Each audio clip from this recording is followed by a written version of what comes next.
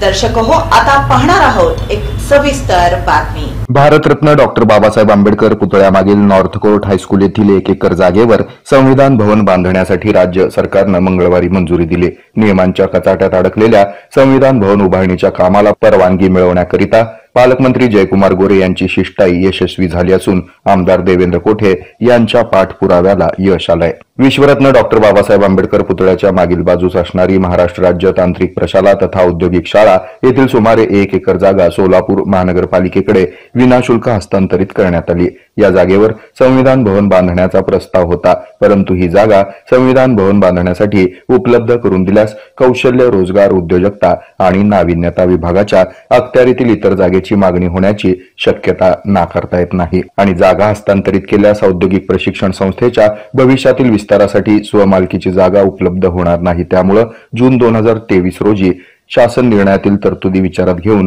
कौशल्य विकास विभागाच्या अखत्यारीतील ही जागा संविधान भवनाकरता देणं उचित होणार नाही अशी भूमिका प्रशासनानं घेतली होती। तसा शेरा देखील प्रशासनातील संबंधित अधिकाऱ्यांनी या प्रस्तावावर मारला होता। यानंतर आमदार देवेंद्र कोठे यांनी पालकमंत्री जयकुमार गोरे यांच्या माध्यमातून कौशल्य विकास विभागाचे मंत्री मंगल प्रभात लोढा यांच्याकडे या नियमात सूट देऊन संविधान भवन बांधण्याकरिता परवानगी द्यावी अशी मागणी केली होती। यावेळी पालकमंत्री जयकुमार गोरे यांनी शासनाकडे याबाबत आग्रहही धरला होता।